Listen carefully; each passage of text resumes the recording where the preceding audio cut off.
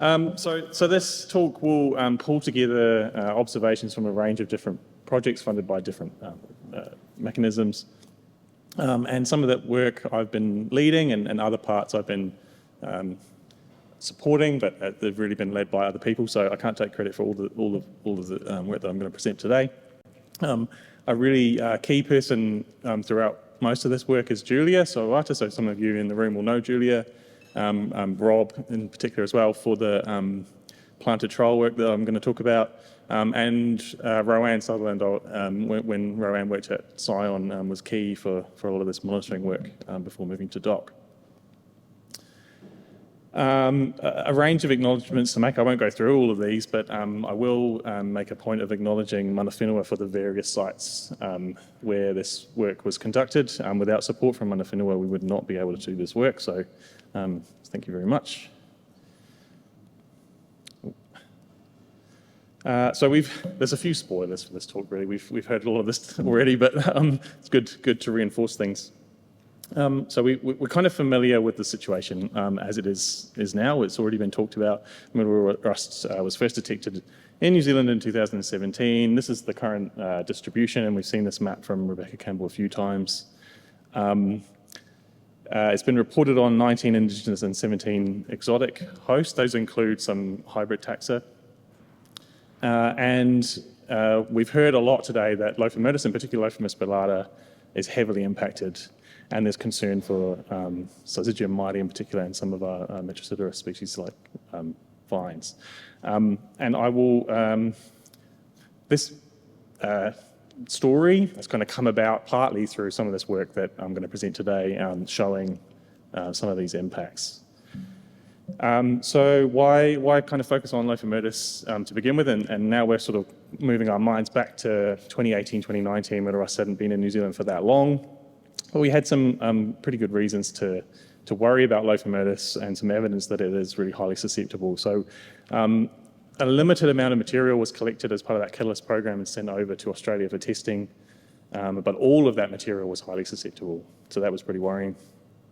And during that first year, after the pathogen was detected in New Zealand and MPI were tracking all of the reports that were coming in, and they had a campaign to try and get people to send reports in. Lophomyrtus, both lumped together, was the most commonly reported host, so that was pretty worrying. So we know that it's often reported on Lophomyrtus, and we got pretty good information from that passive surveillance around the distribution, but it doesn't really tell us about seasonal patterns and impact. So what does the disease do to the trees over time with repeated infections? And to try and address this a bit better, I've got a pointer, haven't I? So sites in the Bay of Plenty region around Rotorua were established quite early on. And then building on that, locations were added in other regions, up near Auckland and down in the Taranaki region.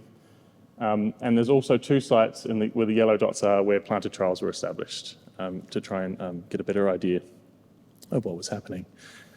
So we'll start by talking about the planted trials and what the sort of observations about the impact of the disease on Lophomyrtus were from these. Each trial comprised of 8 blocks, and there were 48 seedlings, so 384 seedlings per site.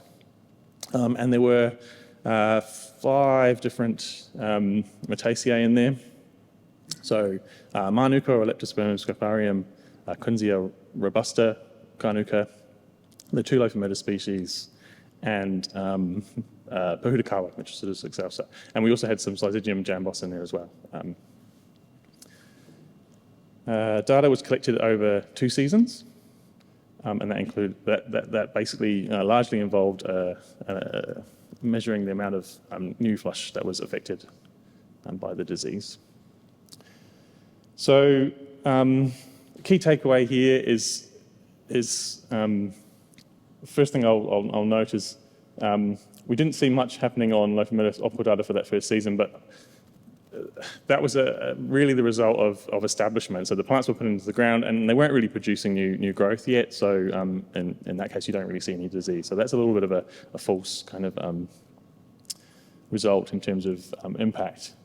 Once the plants are kind of established a bit better, we get a bit of a clearer pattern of what's going on, and we see similar things in both species. So, as Rob's already mentioned earlier in his talk, in further north, so in the Auckland site, we see this kind of double wave of flushing and then an infection, and then that material dies back, and a new wave of flush comes through. Wrong button. So you can see that in the red line here with the two peaks. Whereas in the Rotorua site, we tend to get a single peak. So the epidemic builds up from early in November and kind of peaks around January, and then just declines as we head into winter. And many of the trees observe these like heavy levels of dieback and heavy impact. So the picture painted from these planted trials was not that good an outlook for Lophomyrtus there either. So what's happening in terms of information from sites outside of the Bay of Plenty? And at these locations, we tagged between 5 and 10 focal trees and basically placed 3-metre plots around them. So we had our focal tree.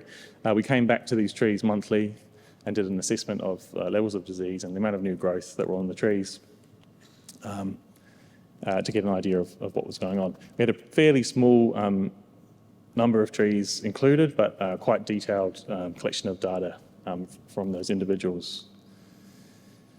So, incidence, presence or absence is okay, but really we want to understand the severity of infection and what that means.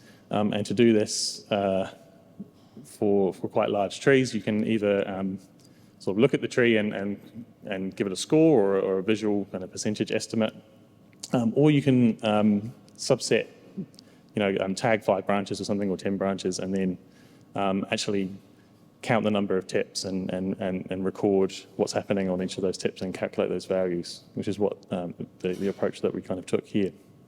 You can see in the picture here that we have a nice Lophomyrtus ballata branch tip. It's got 3 tips coming off here. 2 of them are nice, healthy, new growth without any disease on them, and the 3rd tip is dead. So that's just an example of the kind of thing that we're looking for at these sites. So let's have a look at some of the data that was collected. In these plots, you can see each season is kind of represented in the area where the data was collected, and then we didn't collect data over winter.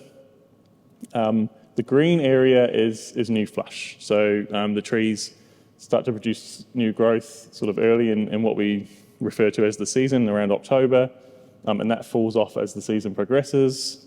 And some locations, occasionally, depending on the site, you might get a little blip of new growth kind of coming through on some of the trees. In the Taranaki region, the myrtle rust epidemics follow a pretty similar pattern to Rotorua. So we get a single epidemic that kind of builds from early November time, around then, through to peak in around January or February, and then it falls off in winter as the amount of new growth also sort of diminishes. And then for the dieback, we see a steady increase in the number of dead tips on those branches and on those trees, building up over time.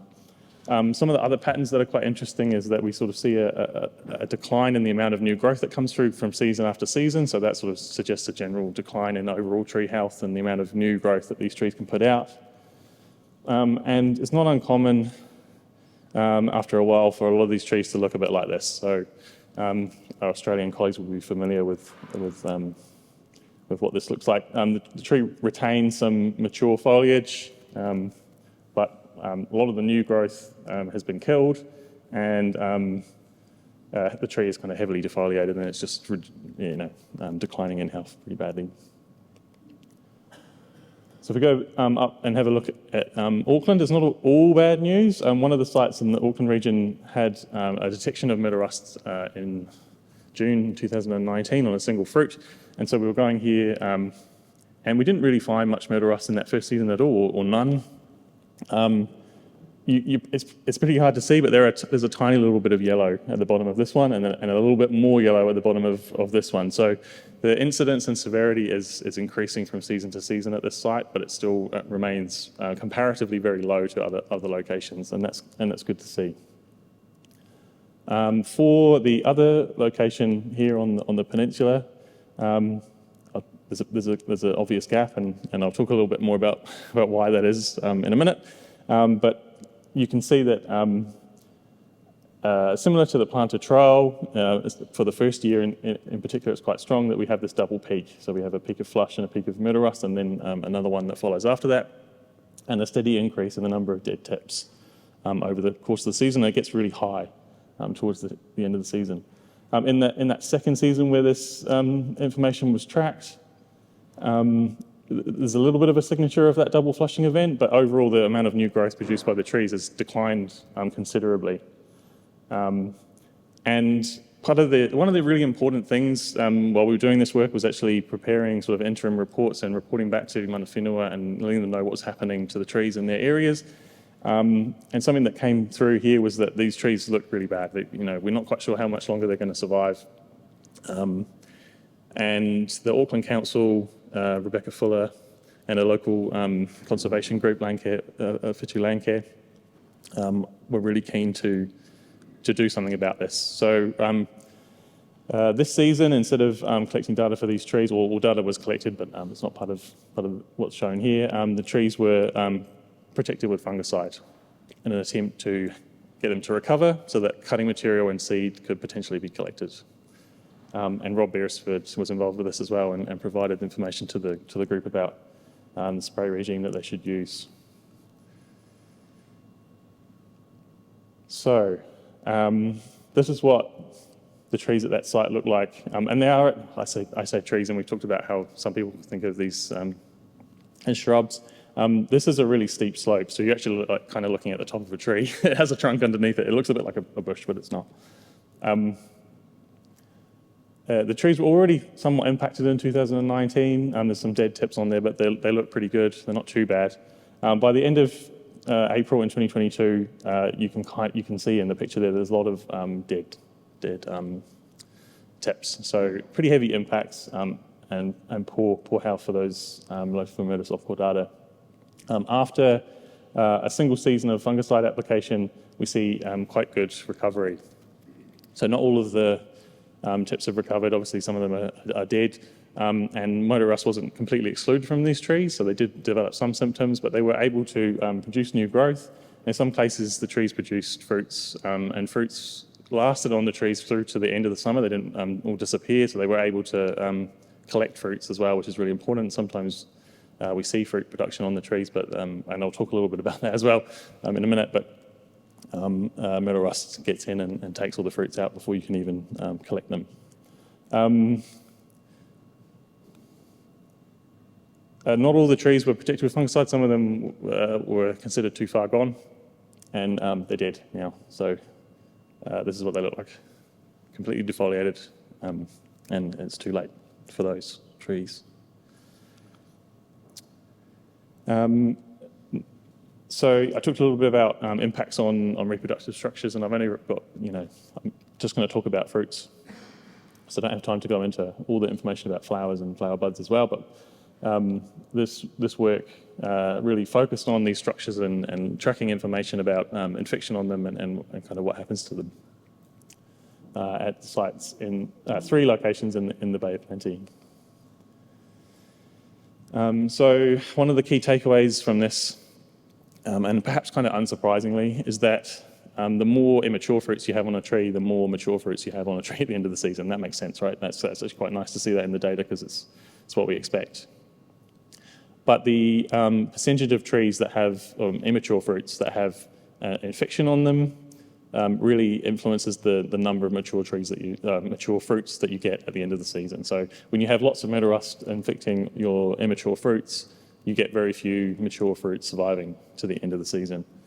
And if we look at the number of fruits that are produced on these trees at the sites through time, we see a steady decline in the number of fruits that are actually produced. So not only does myrtle rust appear to directly kill fruits and remove them from the equation that way, the impact of the rust on tree health declining steadily from season to season means that the trees actually just produce fewer and fewer fruits as well.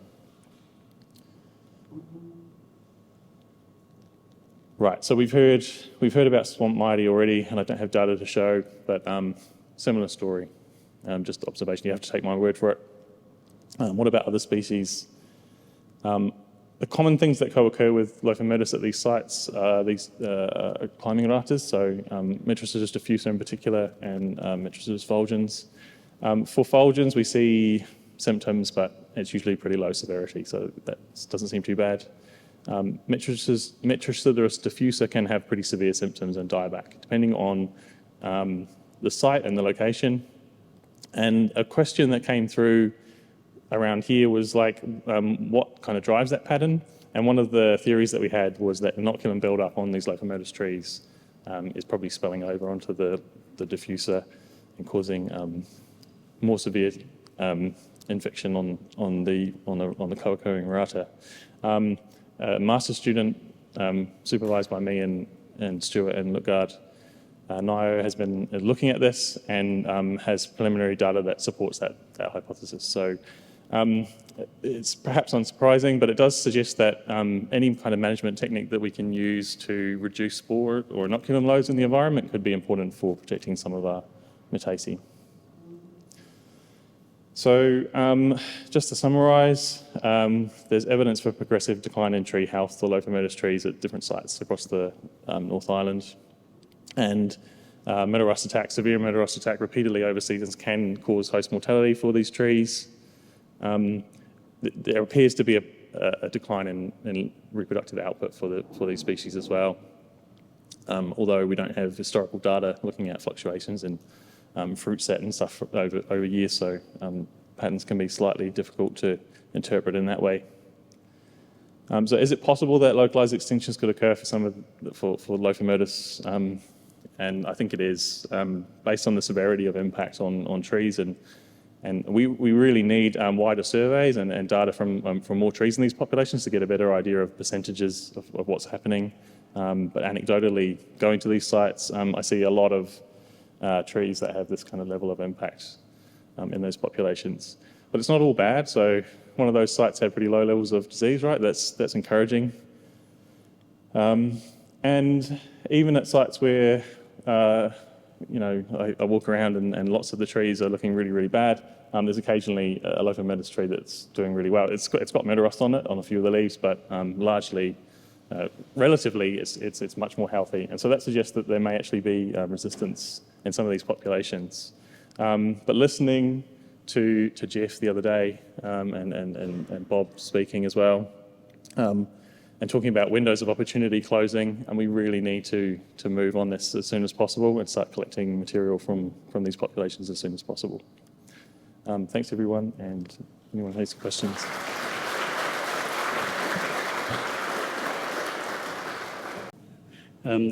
Just actually a comment on that decline in fruiting, because of course Myrtaceae fruit on 1-year-old wood, so the current season's growth is what would carry the fruit and flowers and fruit the next year.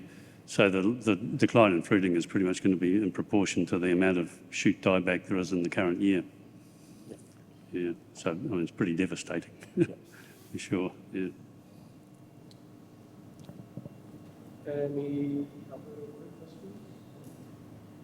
I've got why do you think the lower ranges site has less? Do you have any ideas why it might?